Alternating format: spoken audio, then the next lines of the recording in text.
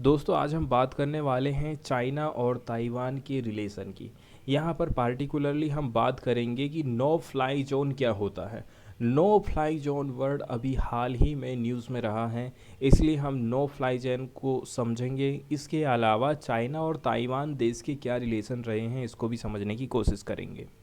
ठीक है, तो जो ये एशिया है, एशिया के अंतर्गत चाइना है और ये जो हिस्सा है ताइवान है और ये इसकी कैपिटल है ताइपेई। साउथ चाइना सी में पड़ता है ताइवान। अब इनके संबंधों का इतिहास देखेंगे तो 1949 में गृह युद्ध हुआ। इस टाइम में क्या हुआ, चीन और ताइवान दोनों अलग हो जाते हैं। हालांकि इसके बावजूद चीन ताइवान को अपना हिस्सा मानता है और ज़रूरत पड़ने पर किसी भी तरह से उस पर कंट्रोल करने की वकालत करता है। वहीं ताइवान के नेता कहना है कि ताइवान एक संप्रभु राज्य है, ठीक है, सॉवरेन कंट्री है, मतलब हम किसी से दबे नहीं हैं कि वो जैसा कहेगा हम वैसा करेंगे। हम किसी के अंडर में नहीं आते हैं, किसी ने हम पर कब्जाया नहीं है और ना ही हम किसी की कॉलोनी है। तो दसों साल हम देख रहे हैं कि तनावपूर्ण रिलेशन चले आ रहे थे। 1980 के दशक में चीन और ताइवान के संबंधों में सुधार भी हुआ। चीन ने एक देश दो प्रणाली के रूप में एक सूत्र प्रस्तुत किया था, जिसके अंतर्गत ताइवान यदि चीन के साथ पुनः एकीकरण स्वीकार करता है तो उसको फ्रीडम दी जाएगी, स्वायत्तता दी जाएगी। इसको बोलते हैं एक देश दो प्रणाली। लेकिन ताइवान ने इससे मना कर दिया। ताइवान सरकार ने चीन की यात्रा करने और वहां निवेश संबंधी नियमों में ढील जरूर दिया था। इस दौरान दोनों पक्षों के बीच अनौपचारिक वार्ता का दौर भी शुरू हुआ। हालांकि चीन का कहना है कि ताइवान की republic of China government to government वार्ता को अवैध रूप से रोक रही है। फिर 2020 में क्या होता है, हांगकांग में राष्ट्रीय सुरक्षा कानून के कार्यान्वयन को कई लोग ये सोचते हैं कि चीन इस क्षेत्र में कुल मिलाकर के अपने पैर पसारते जा रहा है।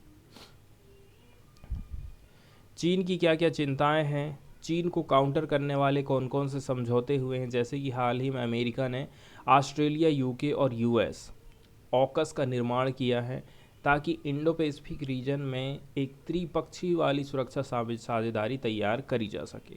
मालाबार एक्सरसाइज करी जाती है। अमेरिका, जापान और भारत और ऑस्ट्रेलिया इसमें पार्टिसिपेट करते हैं। ये स्थायी इंडो पैसिफिक गठबंधन बनाने की दिशा में एक बड़ा कदम है।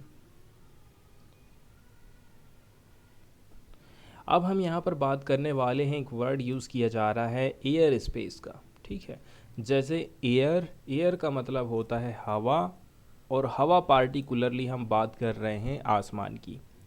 स्पेस हो गया आसमान, स्पेस हो गया स्थान, और एयर हो गई हवा।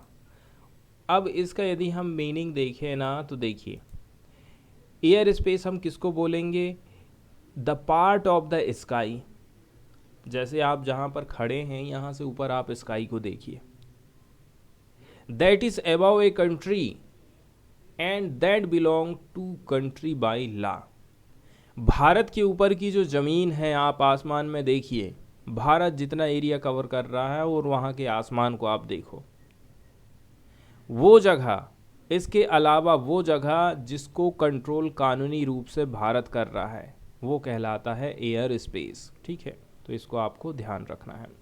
एयर स्पेस जो होता है एटमॉस्फेयर का वो हिस्सा होता है जिसको कोई भी कंट्री कंट्रोल करती है। ठीक है, अबव इट्स टेरिटरी, इसमें इंक्लूडिंग है टेरिटोरियल वाटर या फिर generally any specific 3 dimensional portion of the atmosphere, इसको हम बोलते हैं एयर स्पेस।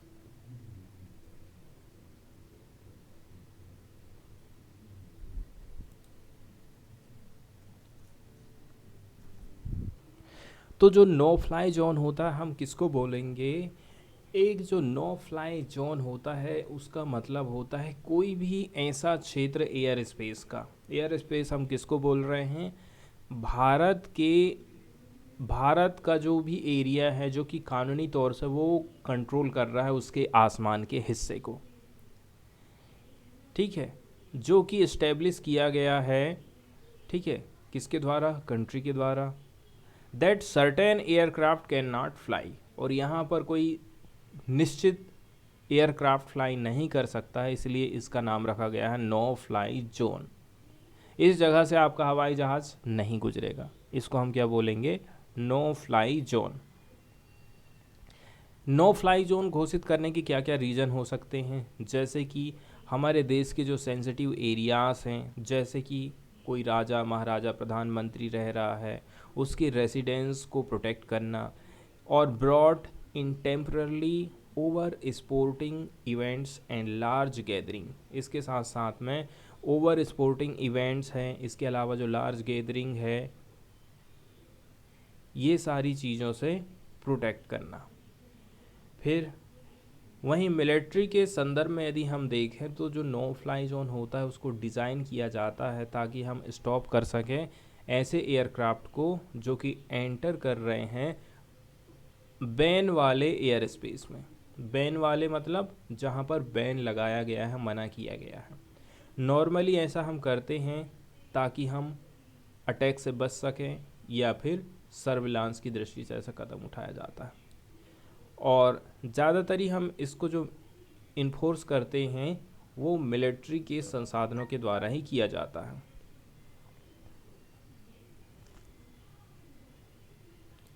अब जैसे कि यहाँ पर बात करें no fly zone over Ukraine, इसका मतलब ये हो गया है कि जो मिलिट्री फोर्सेस हैं, स्पेसिफिकली नाटो की फोर्सेस की, ये इंगेज हो जाएंगी डायरेक्टली किसी भी रशियन प्लान के साथ में, spotted in those sky and shoot at them if necessary.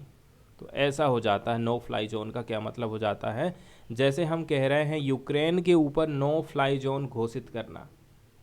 अब रसिया की यदि कोई हेलीकॉप्टर इस एरिया से गुजरेगी तो नेटो की जो सेनाएं हैं उसको उड़ा देंगी। तो ये होता है नो फ्लाई जोन का नियम और कानून।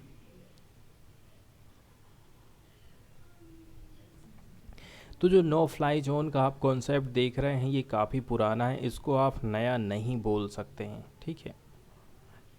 तो पहला जो गल्फ वार हुआ था 1991 में, यूएस और इसके जो कोएलिशन थे, इसके पार्टनरों ने इस्टेब्लिश किया था 2 नो फ्लाई जोन इराक के ऊपर, ताकि प्रिवेंट कर सके अटैक से against some ethnic and religious group. इस एरिया से कोई भी हवाई जहाज होकर के नहीं गुजरेगा, और गुजरेगा तो समझ लो वो बचने वाला नहीं है। However this was done without the United Nations banking. लेकिन यहाँ पर आप एक इम्पॉर्टेंट चीज़ देख लीजिए, इतिहास में ऐसा हुआ ज़रूर है, लेकिन यहाँ पर यूनाइटेड नेशंस का किसी भी प्रकार का सपोर्ट नहीं था। फिर 1992 में during the Balkan conflict UN ने पास किया था एक रिजोल्यूशन, ठीक है, that banned unauthorized military flights in Bosnian air space. The UN Security Council also approved no-fly zone as part of 2011 military intervention in Libya। तो अभी तक देखा जाए तो 1992 में, ठीक है, इसके पहले 1991 में, फिर 2011 में लीबिया में नो फ्लाइंग जोन बनाया गया था। अब हम जैसे कि देख रहे हैं चाइना और ताइवान दोनों के बीच में जो रिलेशन है काफ़ी संघर्षपूर्ण रहे हैं, ठीक है। ताइवान अपने आप को अलग देश मानता है, जबकि चाइना कहता है ताइवान हमारा हिस्सा है। तो चाइना सेटअप करेगा एक छोटा सा नो फ्लाइंग जोन, कहाँ पर, north of Taiwan on Sunday, due to what the island's transport ministry described as space activities. Space activities हो रही हैं जिसको डिस्क्राइब किया जा रहा है ट्रांसपोर्ट मिनिस्ट्री की तरफ से स्पेस एक्टिविटीज़ के रूप में। चाइना सेटअप करेगा एक नो फ्लाइंग जोन ताइवान के ऊपर में। The closure comes after Beijing completed 3 years of massive war games around self-ruled Taiwan last week, during which China simulated targeted strikes and practiced a blockade of the island। कुल मिलाकर के America भड़काता है Taiwan को, हम आपकी सहायता करेंगे, China आपका कुछ नहीं कर सकता है। अमेरिका का व्यक्ति ताइवान की विज़िट करता है, इन सब बातों से चाइना भड़क जाता है। आसपास उसने मिलिट्री तेजी कर दी, एक्सरसाइज उसके आसपास करने लगा, ठीक है। कुल मिलाकर के शक्ति का प्रदर्शन किया गया था चाइना के द्वारा। तो जो नो फ्लाई जोन है does not appear to be link to the drills.